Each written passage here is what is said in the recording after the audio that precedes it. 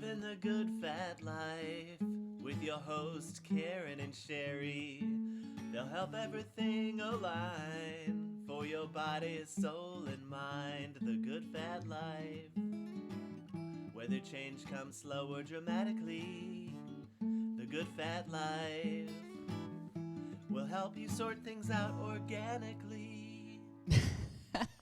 That song makes me laugh every single time. Because it's hilarious. It's hilarious. Thank you, Ollie Pleasant. It's hilarious that somebody that I dated when I was 14 is writing a theme song now for my podcast. So, Well, right, yeah. isn't that kind of I know. life? Isn't that cute, right? Yeah, it's adorable. Yeah, thank you, love Ollie. it. Yeah. And you know what else is adorable? You are, and thank you for being here today. And Sherry is off living her good fat life. And Which is awesome. yeah, and she's off living her good fat life. And speaking of good fat life, don't forget to click on the QR code and get your free digital subscription, or go to www.goodfatlife.com and get a free digital subscription at your home, or you can get a hard copy. So, Kathleen, thank you for being here as my co-host. Oh my gosh, I have Kathleen London. Yeah, so much fun. Because we always were back to back our podcast when we'd record. So we were the Beauty Underground, and you guys would come in the hour before us or whatever, and then we'd come in and record. So we were always overlapping. Plus, obviously, we've done our overlap episode. Plus, we do have so much in common just in terms of our two businesses and all the people we know. And I don't know. I feel like we've got a super awesome tribe, right? Yes. Yeah, we've known each other for 1,000 years. Yeah. So thank you for being here. Oh my gosh, thank you for inviting me. So much fun. Yeah, and speaking of knowing somebody for 1,000 years, we have the pleasure today of having my friend Rebecca Luciano, sorry, easy for me to say, also known as Bionic on TikTok. And so she's here to talk about her path that she's created for herself and what she's doing in her life. So thank you so much, Rebecca, for being here. Right. I would say been forever. Yeah. So tell us about who you are first, and then tell us about who you are on TikTok. All right. Well, I'm Rebecca in real life. I'm a mom of 4. I didn't intend to be a disability advocate. It just happened. And I think it all had to do with, at the time I was kind of skeptical. And then so I started TikTok. Didn't actually do my first video for 3 weeks. Mm-hmm. And then these got noticed. And that's kind of how it started. And so on TikTok, I am actually a chronic illness and disability advocate. Can I ask you, did you start out on TikTok to be an advocate, or you just were on TikTok just to be on TikTok as like a mom of 4 and just like as Rebecca? Well, I didn't know exactly my cheerleaders. I was a cheer coach. So, and then I retired 2 years ago. But my cheerleaders got me on it. Said, "Oh, coach, you'll love it," because I dance and stuff, and you'll love it. And I was skeptical. It's not like I like to be that visible at first, only because in my real life, it would be constant people stopping me or pointing at me or looking at me. So I was hesitant to go in front of a bigger audience, thinking, if people do that in my real life, what's going to happen on, a platform like TikTok? And it happened to be that I made a video. I was dancing, and my my hip subluxed and my knee dislocated, and that's how it started. Wow. So tell us about your disability, and you refer to these. What is these? So you guys, so this will be on audio tomorrow, so you can't see visual, but tell us about what you have on your arms. Okay. So believe it or not, I wear wrist braces on my arms. These are actually motocross bracelets from All Sports Dynamic is the one who makes them, but I have an amazing orthotist and amazing orthopedic surgeons. Because I'm so rough, I do things I'm not supposed to really truly do. But I want to enjoy my life because, it's not exactly going to be the longest life. And so I'm trying to do the best I can. And so they custom make these. And insurance pays like 8% of them. But yeah, so they're motocross. Usually, generally, a motocross is like this small, but mine are extended because of my forearms. Yeah. And then my CAFOs. So tell us why you need those. What do you need those devices for? Okay, so I have Ehlers-Danlos syndrome. I have HEDS. There's 13 subtypes, and mine is HEDS. And I've had 22 surgeries in total. for different things because it is a connective tissue, an inherited connective tissue disorder. So think about everything pretty much in your body is a connective tissue. And so what happened was after I had one reconstruction on this arm on my left and then two on my right, and they all failed. And then I had my knee, from my left knee, basically from the knee down, I had reconstructed. They actually realigned my leg. And that's kind of what happened. I just had failed surgeries. And I got to the point where I'm getting older. I was getting older and I am. And at the time, I just decided I don't want any more surgeries. It took me out of my family, took me away from their activities. And the recovery time was, for the reconstructions, it's a year recovery. And for my leg, it was 2 years. I mean, I couldn't run for about 2 years. It took me forever to learn to do that. Say the disease name again, please. Ehlers-Danlos syndrome. And how did you first know that you had that? Well, at birth, I was born with dislocated hips and misaligned legs. So I was born in 78 in a small town. And they know of hypermobility disorder, which is the umbrella that EDS falls under. So they automatically diagnosed me with hypermobility disorder. And they didn't take into account that I had a hole in my heart that had a murmur. Because there's a lot of things that go along with it. I have endometriosis. I have interstitial cystitis. I have mast cell that goes with it, POTS, Sjogren's, Raynaud's. So these are all like comorbidities. All things I've never heard of. Have you, Kathleen? Wow. Yeah. So they're all comorbidities. It wasn't until I was in my 30s and it was my lower body orthopedic surgeon who's like, I think you have EDS. He was like, I don't think you have hypermobility. He's like looking at all of your comorbidities outside of EDS itself, the fact I am extremely hypermobile. There's what's called a Beighton scale that they do, which is 9 or 10 things that you have to have in order to be diagnosed. So they sent me to genetics and I had all 10. So hypermobility, what does that mean exactly? So hypermobility has to do with your joints. Like everyone always says, oh, she's flexible. I'm not flexible. I hate when people say I'm flexible because their flexibility is a muscle thing and hypermobility is a joint. So it's a range of motion. So how far does your joint go beyond the range of motion? And mine does very, very much beyond. Okay.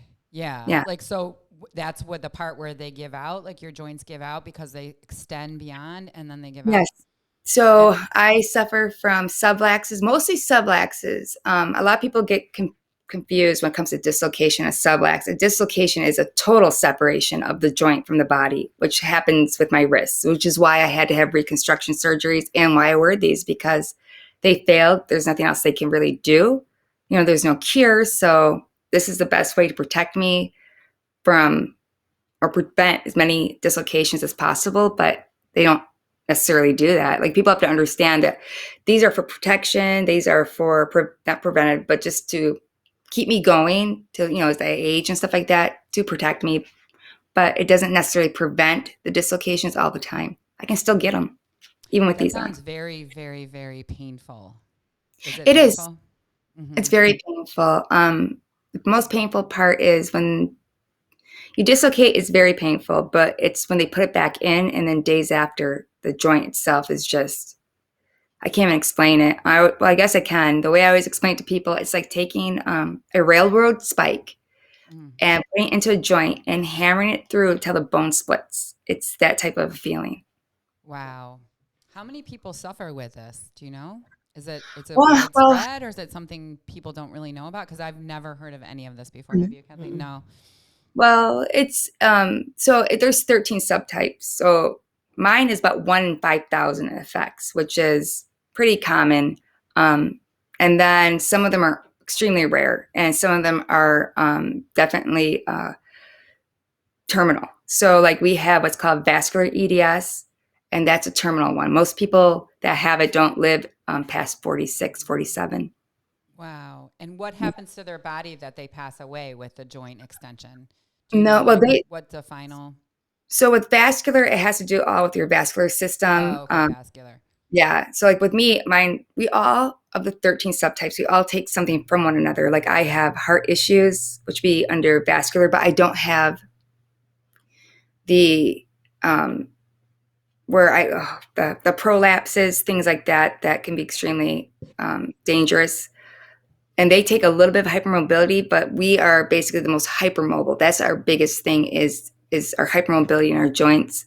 And we have teeth issues, which a lot of people don't want to talk about because it's embarrassing. It's, believe it or not, I've lost, oh man, like about 9 teeth now from this disease. It's creates, so when like for instance, I have TMJ really bad in my jaw, which is obviously a joint. And so I get lockjaw real bad, but it's the alignment of my jaw. So the alignment's off. So my teeth are hitting each other in the wrong ways. So they're being used, and when that happens, well, it starts creating issues with the gums. It causes issues with the tooth itself into the mandible, into the jawbone. I've had part of my jaw replaced. Wow. With the dagger. Tell us about a typical day with your illness. What do you call it? A disease or? It's a chronic illness. I call it a disease. Either one. It's a condition, health condition, chronic illness, a disease. Typical day. Well. And it gets progressively worse, correct, as you get older? It does. It does. But it gets worse in a different way. Like when I was younger, extremely hypermobile, and I still am and always will be hypermobile than the average person. But what happens to be age and with this disease, and it's very devastating to a lot of us as we age, is that our arthritis starts getting worse and worse. And like my arthritis started when I was about 9. So that's one of the other things with EDS is that we develop arthritis very easy or very young. And we start to stiffen, and the OA is just beyond painful at times. It gets harder to move. And with EDS as it is, we lose our mobility, we lose our independence, which is really hard. I think a lot of us who have it feel that you're kind of robbed. And I think the way I always explain to everybody is every day I lose a piece of me, whether it's the ability to grip something, to turn, to walk far, to walk upstairs, to take care of myself at times. And the only ever time I see that is in my dreams. That's where I see myself whole. And this is my real life. It's a hard life to live. What are you doing to take care of yourself? I'm sure there's tons of pain medication and that stuff kind of involved, but what are you doing to keep yourself healthy and well mentally and physically? Well, first and foremost, I just want to say I don't take any pain medication.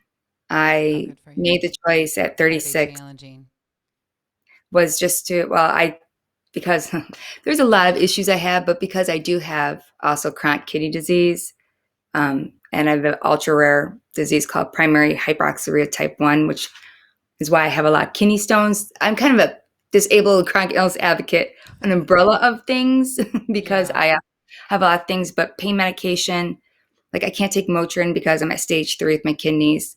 Pain medication it didn't agree with me. I was taking nausea medication just to take one pain pill.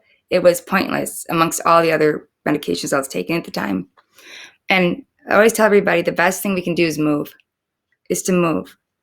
Don't stop. I know it's painful, but if we don't keep moving, and the doctors will even say, you've got to move, you got to exercise, you've got to keep going because we will stiffen.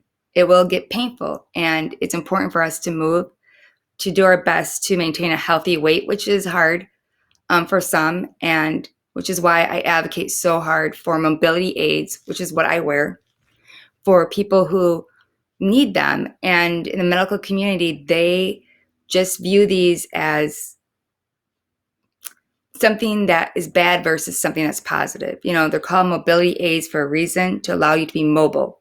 And a lot of people that have this disease, who have frequent subluxes or dislocations, are afraid to get out and move. They're afraid to walk. They're afraid to do these things because of dislocations. So if they had something like I wear, the fear's gone. They feel stable. They feel secure. They feel confident in their body versus, not. Why is the medical community not in favor of it across the board? Because they're archaic, to be honest. I mean, there's some, I'm fortunate to have amazing, amazing doctors, but not everybody is. They view mobility aids as something that causes atrophy in the muscles. Oh, okay. So they feel like people become dependent. But I've done a couple of TikToks showing the muscles in my legs. And one thing with mobility aids is you have to do PT. You have to exercise. You have to maintain that.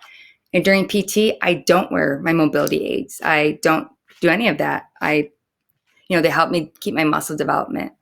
But I'll tell you, even with them on all the time, I'm pretty muscular. So how are you advocating? So you've mentioned advocating a ton. So what does that look like for you? For me, it's not just about my experience, it's about collective. So it's about everybody in the community's experience, because it's just not one person. So many out there need a voice. They're afraid to speak. And some people have amazing stories, but are too hurt or have what we call medical PTSD that they can't even talk about it. And I'm trying to change the healthcare system. That's my biggest thing. I want to change the healthcare system. I want fair treatment. I am tired of hearing my communities be called attention seekers, pill seekers, fakers. These are all trigger words for a lot of us that cause medical PTSD. And I want that changed. I want doctors who are educated. So many of us go to a doctor, especially in the ER. A lot of us end up in the ER. Obviously, when you dislocate, it's very important that you get put back by a doctor versus trying to do it yourself. But right away it's, well, how do you spell that? Right away, your disease, and there goes your confidence level in the doctor, because just if you don't know how to spell some medical term when your hips thrown out. How are you doing that? How are you in the bow of the ship creating the change? Is it your TikTok that you're using as your platform, or yes, are you right going now to Washington, or I'm hoping to. Right now I'm using TikTok to educate. I definitely go head to head with the medical community. There are lots of doctors on there, and I will go head to head with them on things. It's a slow process. I'm just trying to get us visible. That's the most important thing, is to get us visible so our platform can get bigger. I'm working with other advocates on there. We're working on things. We're trying to get things going. It's just a slow process. It's a slow process because we are definitely discriminated against so much on TikTok. And as much as I appreciate that platform, it's also very hard to get a message across when you are viewed as something people don't want to see, or people feel bad to see. Well, that's why I was kind of asking, because obviously, you're here talking today, and there's probably a lot of positive work that can be done, which would be awesome. So for listeners or people who want to support you, right? So the illness is there. So it seems like the big challenge, other than your daily life, like not minimizing that challenge. I'm saying right. That's like the thing. But the challenge that it seems like you're facing is the how to get in front of people. And so how can we tell people, or in our daily walk and talk, help advocate, raise awareness? I mean, the medical community, I think, is heavily flawed in a myriad of ways right now, with the insurance companies and everything. I think that's like a whole podcast. Yeah, for sure. But how do we get behind you? How do we tell our viewers, our listeners, our world, hey, pay attention to this? There's an Alzheimer's walk. There's the breast cancer thing. All the things. And those are huge money drivers and take a long time to get to. But not to digress, I was in New York City. I moved there shortly after the end of the AIDS epidemic. The entire fashion industry had been wiped out. And that's when the GMHC and all these other organizations started the walks, right? And so what are our boots? What can we do right now, boots on the ground, to support this advocacy for you. Or get educated at least. At least get educated and be pushing awareness I think, for general disability. And for ourselves, yeah, well, that's why we're chronic illness. That's why, like, I try to keep it. It's not just about my diseases. It's about all illnesses. And people have to understand, even anxiety, mental health is a chronic illness. Anything that you have for more than a year is a chronic illness. That's what kind of, I think the first thing is be kind to someone that you see that may not look like you. To advocate, to get the word out, is to tell people that, like, if you know somebody that's trying to make a difference. If someone talks about something that they may have, you'd be like, bring it up. Do you know that that's actually a chronic illness? There's, people out there on multiple platforms, on Instagram, TikTok, Clapper. There's multiple things where people are showing what our side of life is. And most importantly, just stand by us. To get it out would be doing that, but to stand by somebody that that has a chronic illness. It's so easy. I always tell everybody, and I'm not going to get emotional, but in our real life, we lose friends like that because we aren't always we have to cancel a lot last minute because we have flare-ups, and people don't want to hang around for you when you're sick. They love you when you have a good day or good weeks or good months, but the minute you get sick, they leave. So I would say, you guys know people in your life that cancel a lot because they aren't feeling good. Stand by them. Like, that's what we need. Stand by them, elevate them, go with them to their doctor's appointments if they're scared. These are things that are so important because the minute we get to doctors, first thing when they say, how are you doing? We're great. Because we feel guilty that we're even there. We feel guilty that, or, we start questioning ourselves. A lot of people go to the doctors and first thing they say is nothing's wrong with you. I haven't obviously had that experience because of being born with, problems as it was, but a lot of people have that. I think a lot of people can identify going to the doctor and, feeling something's off and just being told, oh, it's normal. It's okay. So you're saying mostly like you feel like your community is not validated. Or never. And the chronic illness community is not validated, which I think people, I don't know about you, Kathleen, but I know in my own life, when you do know people that are chronically ill, you almost personally, and, I'm just going to be completely transparent, you, as a person seeing somebody chronically ill, you sort of get fatigued towards that too. You're like, oh, can't like I'm, it's like a judgment towards it, Well, I think it's tough. I've had personal experience with a 15-year case of Alzheimer's in my family. Wow. Like, it's exhausting. Yeah. And I watched the caretaker become exhausted, and oftentimes they get sick there's too. And it was at the front edge again of awareness. There were no Alzheimer's walks. Right. There were no I hate to say it, but I think some of these illnesses become trendy. So then they get all the attention. Yes. And it's not really about Alzheimer's or breast cancer or, the Pride Walk, and not that Pride is a disease, but I mean the AIDS walks, about that have kind of morphed. But it becomes a little trendy, and it kind of glosses over what you're talking about in my mind today, which is there has to be systemic change in how not only the medical world and the insurance world deals with people in general. But when you go in and, like you're saying, I mean, I've seen it happen where people have been turned away and they're like, no, that's normal. Oh, you're a tired mom. Or, oh, well, you're just a little older, so you're forgetting things. Or it's dismissed because the system's so overrun.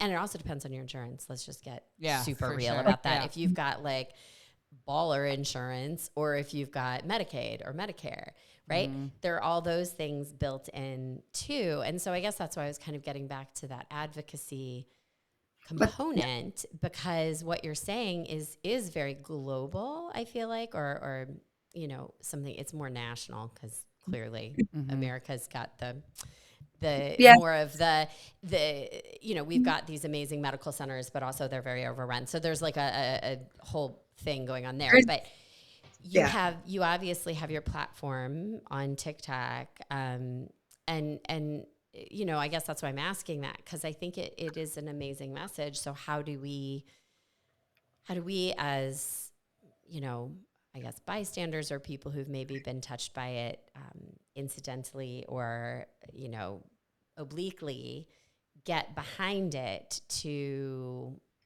get the awareness there. And maybe there's no answer right now. I don't know, but it's hard because there's so many illnesses, like you guys were talking about. There's so many illnesses out there. How do you get it out for all, all illnesses? And right now, that's actually a really good question. I don't know if I necessarily have an answer for that.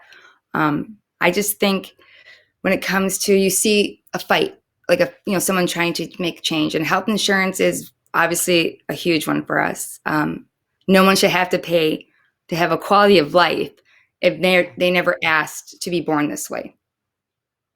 I don't think people realize that we're treated as if we asked. I had a friend who had to, while she was in the middle of cancer treatment, she was doing all her own disability paperwork and running it between the insurance company and the state for the disability, and doing it all herself in the middle of chemo. Like, it's so wrong. And that's what you're saying. Like, you need an advocate. Yeah. Like, we need advocates. Who wants to do that when you're sick? Nobody. I mean, nobody wants to advocate. So you go in with your dislocation, right? Not to get all like worked up, but like, you go in with your dislocation.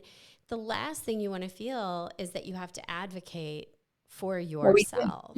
But we do. I think and you have to. Yeah. That's the message. You need to be validated. Yeah. Well, it's a message that, we always talk to one another in the community, is you have to advocate for yourself because no one else will, and when we do advocate, we're seen differently. So when we go to the doctors and, we're trying to explain, we're advocating for ourselves, the doctors then sometimes will say, oh, hypochondriac, it's all in your head. It's all in your head. I mean, that's such a common theme, once again, that the community, when I have my lives or we talk or people put, comments in my videos, is being told it's all in your head. Mm-hmm. And that is just so devastating, I think, to so many of us, because we start questioning it.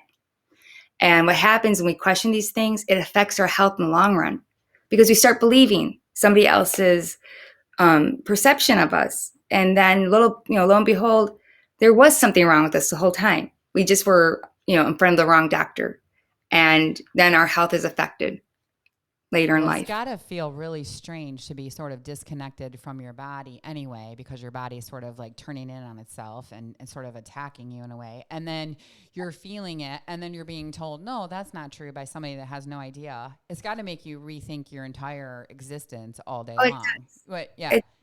It does. It's a humbling, to be honest with you. I think everybody should spend at least one day being sick.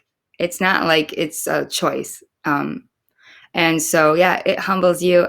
There's been lots of times where I've questioned my worth and my value. I think that's something that, a lot of us who are sick, because, we're not, our kids want us to be at concerts or something. We can't walk, or we can't move, or we've had surgeries and we're having to say no. And that's hard, saying no, being, people, making people disappointed. And, that then starts thinking to yourself, well, everyone's disappointed with me. I'm a burden. Everyone has to help me. So where's my value? What am I doing? Where's my worth in this life? And I think a lot of us, why we have a lot of mental health issues with, those of us who are chronically ill or have, diseases, is because of that. Is because we put ourselves into depression. Our brain goes that way. And then when you start feeling bad, you start not taking care of yourself, and you start believing, once again, the truth that everyone says. And it's hard. It's really, really hard. Yeah. It's kind of becomes like a self-fulfilling prophecy. You start isolating, taking less care of yourself, getting sicker. Oh, yeah. So how hard is it to connect with other people? Is it Because some things aren't talked about, right? I mean, I think people don't like to talk about like mental illness. I mean, we know this from even just recently the Olympics when Simone Biles stepped away. So there are certain things that people don't like to talk about. But how hard is it for you, even within your kind of, for lack of a better term, like niche of chronic illness, right? You have a particular there's probably judgment disease in the group, right? So how do you find other people? You said it's 1 in 5,000, so it must be very difficult to find. Well, not actually, yeah. I want to say something real quickly. If you guys want to know how to support, go on these platforms and go on the hashtags of chronic illness. That's probably where I would go. Anywhere you can, go on Instagram, look up these hashtags, support those creators. That's I want to say that it was in my head, but yeah, that's awesome. It's not really hard. You'd be surprised how many people are in the community and how many people didn't know we all existed. We're called zebras. Okay. So, that's our mascot is the zebra. It has to do with when kids are a student's a medical student, they always say, when you hear hoofs beat or hoofs, whatever, don't expect it to be a horse. It might be a zebra, which is rare, a rare thing. And so when people start looking at these hashtags like Zebra Strong or EDS or Ehlers-Danlos, that's how they find you. That's how we find one another. Chronic illness, that's basically how we find one another. And some of our diseases, like one of them that I have affects 1 in a million.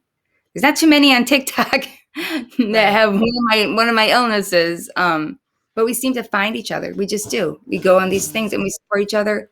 And for me, I talk about the things no one wants to talk about because we have to. We have to talk about it. Yeah. What about mindset, though? Because, you're saying words like, and I totally get it, and I don't mean to downplay it or say it's wrong or whatever, but I always try to think of things in the positive, like affirmative. And, we've read many studies talk about, abundance kind of life.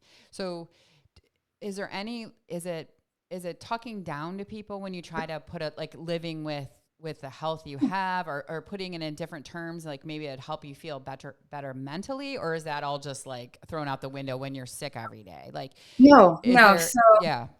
So being a disabled creator in mobility aids, I dance on TikTok a lot because I'm showing everybody that just because we have something, our life doesn't have to end. Our life, we're not going to sit here and wait to die.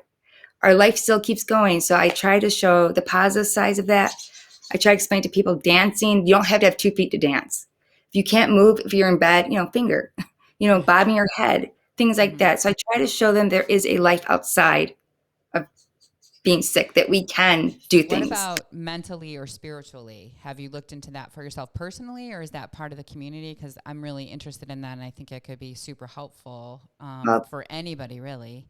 Is that something that you guys advocate for? Yeah, we do. And we elevate each other. And I always have this thing because I get a lot of messages in my TikTok, a lot of DMs, and people, I'm too afraid to talk about it. I'm too afraid because of trolls and whatnot. And I've always said to people, we each are born with a light that shines. And there are some people whose light dims or, goes out, and they're just looking for a way out, and they see your light. And they see, your happiness and your positivity, and you bring that light back into them. And they maybe need to hear you that day, hear your message got to them. Your message helped get them out of that state of mind, because it is easy. I try not to. I try to stay positive. I'm mostly positive, and I think a lot of people hate that because I am always smiling and really positive on TikTok, and I'm always bouncing around. But it's because I'm happy I'm here. And I always tell everybody, everyone likes to say we're weak, but it takes the strongest to live this life. And every day it takes the strongest person to wake up and smile and tackle those obstacles that are the same thing every single day, knowing at the end of it all, your disease will win. It will always win. You can fight it, but it'll always win. But we get up every day and we smile and we keep going. And that's what we have to remember. It's about our fight, and it's not so much about our fall. It's about what we do when we get back up. Do we fall? Do we just lay there, or do we keep going? Do we keep living life? Do we keep challenging ourselves? Advocating is one thing that That's one thing that they can do. Advocate. You still have a voice. We Yeah. still have a voice, whether we're sick or not. So is it something that's you can't ever just go like, you can't ever stop thinking about? Is it just because your body reminds you that you have this? Oh, well, yeah. Well, yeah. I mean, Yeah. but I don't think about it. I guess I don't let my illness define me. I know a lot of people say that, but it's true. Yeah, I'm sick, but I'm also a mom of 4. I was a cheer coach. I'm a wife. I do a lot of things in my community. I love to crochet. I love to dance. So I try to talk more about things like that because we are more than that. And I wish people would see, yes, we're sick, but we are, the definition of inspiration is my community. Like that's inspiration. People that wake up every morning smiling, knowing in the end that their disease will win, but they still keep going.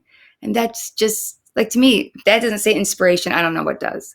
Yeah. Determination, inspiration. You know, we we just keep going. We're super strong. What has supported you and helped you along the way? I know your family is very supportive. What other things have been helpful for you? And Dancing. What would you suggest? Dancing? Yeah. Dancing, music. We talk a lot about that. Music's huge for us. I always tell everybody, when you're down, put a song on. People don't realize how much a song, a beat, anything can change your vibe, your mood. Think about when we're sad, all of a sudden a happy song comes on. All of a sudden we're kind of bobbing around, we're feeling good, and our whole mood changes. And I always tell everybody, find something that you love to do. Find something that makes you happy, not other people happy. If Netflixing and chilling makes you happy, then so be it, then do it. And then report to all of us, like, what's great on Netflix or things like that. But I don't, like, for me, no. I think we're definitely more than this, Yeah. and I am a spiritual person, so I do believe in a higher power. And I always tell everybody, he had to give this to somebody, where he had to give this to people who really aren't of this world. We're here so everybody can see our struggles, and they can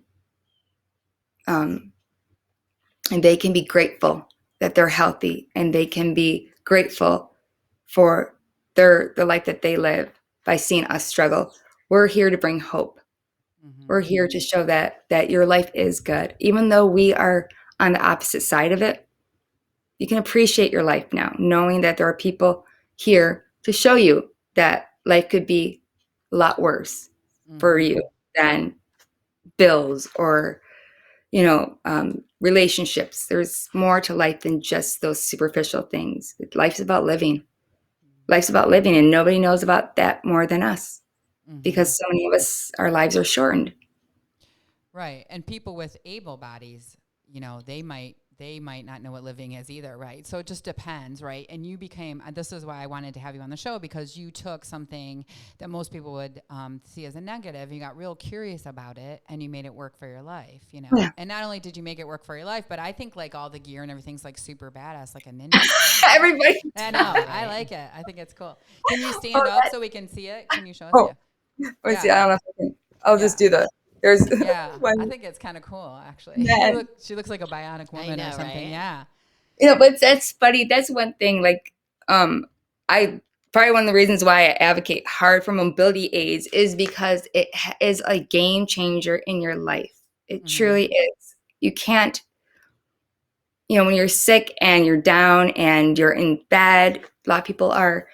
They just had things like this, and they started walking, and they started getting out, and they started seeing, the color of the trees, or they're out talking with people. It's a game changer. These are definitely a game changer. These make me feel good. So is the reason why most people don't have them is because of finances, and then you said the medical community thinks it's sort of like a crutch? Well, health insurance for one. So okay. These are covered under what's called durable medical equipment. And a lot of insurances don't have it. It's called DME.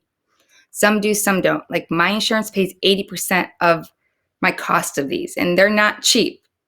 But there are people whose insurance pays nothing, and they're unable to get them. And there are programs. I wanted to start my own charity nonprofit. Problem is, where I live, you have to have $25,000 collateral right away. Like you have to have that money right away to be what they call tax exempted. And it's really, really hard. And plus you're going up against like Ehlers-Danlos Society is a big, it'd be like, like American Heart Association. It's that they have their own things, like their own charities or whatnot to help people pay.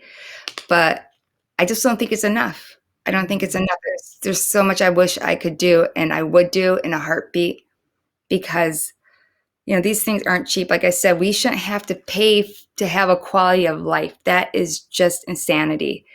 I mean, people really need to think about that. You guys get to get up every day and live your life. These give us that.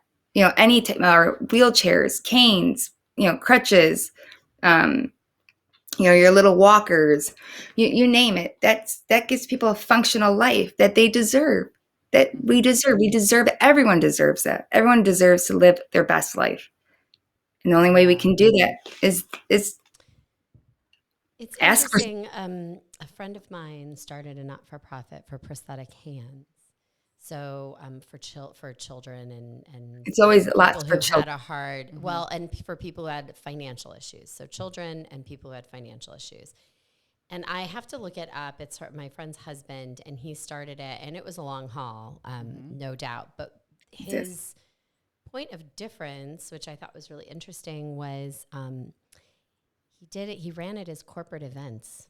So you got to help build these prosthetic hands that then went out to the community. Oh, people probably get really involved. Then people get involved with who then gets the hands they built at this event. So he recently started working with Google, which is wild. But literally this was 10 years of in the back of a van, going to a community center with bits and pieces and putting things together kind of thing. I mean, not quite that. I'm being a little dramatic, but basically that, because he had run something else that was corporate event driven out west with kayaking and rafting. And then he found out about this need. And so he took his corporate kind of inspiration from that and kind of linked the two together. And it's getting a ton of attention, which is really cool.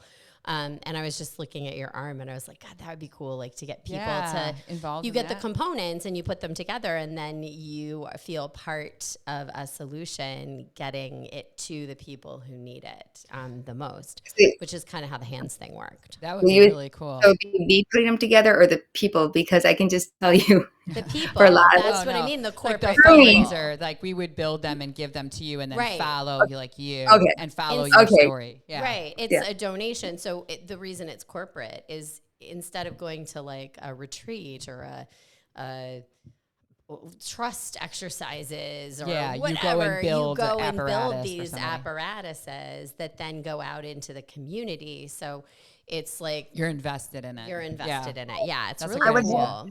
Yeah. Right. I think there's patent issues though involved in that. Mm-hmm. Yeah. I'm just guessing, because I would probably have to contact the company to see if they would be willing to either give the parts at a discounted price, or, and these are custom made. I think that's the difference. These are custom made for my body. These will only fit my body, and it's very hard to custom make. These are Kevlar or carbon graphite. Carbon fiber on my legs. To kind of mold that to someone's body, it takes a lot. So it'd be very hard, I think, for you have to be in a shop to do it. To do it. And there's got to be a way. I think that's a great place to start. And can you tell us a little bit about because you and I had talked about the clothing issues, and you were saying it's frustrating because people with illnesses, they're really discriminated as far as is representation on TV shows, clothing, etc. So can you tell us a little bit about that? So there's 95% of able-bodied actors have disabled parts, in movies. They're actually not disabled. They're able-bodied. They just get the part over someone who is disabled, which is very frustrating for us, because there are so many amazing, actors and actresses out there that are disabled that would probably fit the part, but they're not known. See, it's just you look at how a lot of these Hollywood people were playing, parts of, but they weren't there. It's because they were well known. Other people aren't so well known. But clothing companies, when it comes to advertisements, yes, you will see people in wheelchairs and you will see amputees are very, very, you see them more often in, children in wheelchairs and stuff in ads, but you don't see this. And I would love very much to see companies have people in these, actually need to be in these, to model their clothing. These are not exactly easy to go with clothes, especially today's fashion. Yeah, it's not easy. I would love to see someone that looks like me. And I think that's everyone talks about, having representation on TV that reflects you. And we're starting to get there with, race. We're starting to get there. But I don't see any representation of me. We love to wear clothes. I don't know if people know that, but we love to look stylish, regardless if we look like robots. And I don't see that. And I have been trying to get a hold of Adidas for over a year, and they finally got a hold of me, but all they said was, "I see you." Well, great, Adidas. That's a place to start, right? It is, but everyone thought something was going to come out of it. And I said, well, here's the thing. I'm older, and the market for my age and stuff like that isn't necessarily Adidas's, like they're more of the youth. And so for me, the first thing I said to them is, can you please check out the #ChronicIllness? Look at all the amazing, young, inspirational people and put them in your ads. Because I know I'm not, what's I'm a mama for? My inspiration doesn't really go that far, but I asked them to do that. I always tell my community that if I ever had anything come my way, I would put them, I would involve them. I would ask the companies to talk to look at them. And I did. I stand by that. I'm not in this for the fame. I'm in this so the future of my community lives a better life at 43 than I do now, than any of us do. That's what I'm in it for. I'm not in it for money. I don't care about that part of it, but I want to see my community in it. I want to see these amazing, beautiful people. I want to see them. I want to see them in those things. Me, I just want to get the notice, get it out there. They notice me, and I can go ahead and say, hey, that's right. I'm going to go ahead and send you off this way. And I'm going to focus on changing the world. And it's hard, one person, and slowly, we're all growing, but it's very hard to confront, doctors and for a lot of people, and to confront insurance companies and to confront healthcare overall, just because, like I said, of the painful, experiences they had in general with the whole entire system. Like your friend had to do the whole paperwork and stuff like that. That's the same thing with a lot of people having to try to get their wheelchairs or their mobility aids. It's the same thing. It's a process. It's painful. It's painful when you get rejection letters saying, oh, we don't cover that. So for a lot of people, it's hard to be in that part. Considered a healthy, well person, it's hard anyway, like the whole medical system, and like when you don't feel good, like who wants to deal with any of that? So I totally feel your pain, but there are things to help you, and it sounds like people need to be supported and validated with any sickness, and it really is a good lesson for all of us that maybe we're just not validating each other on any level, whether it's mental illness or anything chronic going on with our friends and ourselves. Like we get impatient about it. We want it to be over. We want it to be a silver bullet, but there really isn't. So there's things like Good Fat Life magazine. Yes. If you and your TikTok followers want to click on the QR code and get a subscription, and that supports people and friends in the community, right? And people like you on TikTok and fundraisers. Yes. So there's a lot of things we can do. And Rebecca, let us know if we can help you in the future or ideas. There's Kickstart. Like, we are behind you 100%. And we're so glad you were on today. And Thank you. So we usually ask our guests to give, for whoever's listening today, some thought. They don't have to go anywhere, and they don't have to buy anything, but maybe make their life a little bit better. And I'm going to ask you to hold that answer for a minute, and we're going to talk about one of our sponsors, which is Hands on Health Chiropractic. Dr. Adam, have you heard of Dr. Adam? No. Well, his hashtag is Set Your Spine to Superhero, which I just love. And have you ever? I don't know about you, Rebecca, but I know you have because we're from the military wives. But you meet those people that have that great posture, and then you stand up straight, and like your whole day is different, right? Dr. Adam is promoting that all over the world. So if you see not over the world, all over Livingston County, if you see people standing up straight like a superhero, they've probably been to Hands on Health. So thank you, Hands on Health. Awesome. Yeah. All right. So Rebecca, what would you say for our listeners today Well, for somebody one, to think differently about themselves? I would say for one, download your guys' QR code. I think reading about other people's experiences makes you look at your life differently. Maybe makes you look at circumstances differently. There's advice. There's something that worked for somebody may work for you. So that's what I say. I say download it. Awesome. Thank you.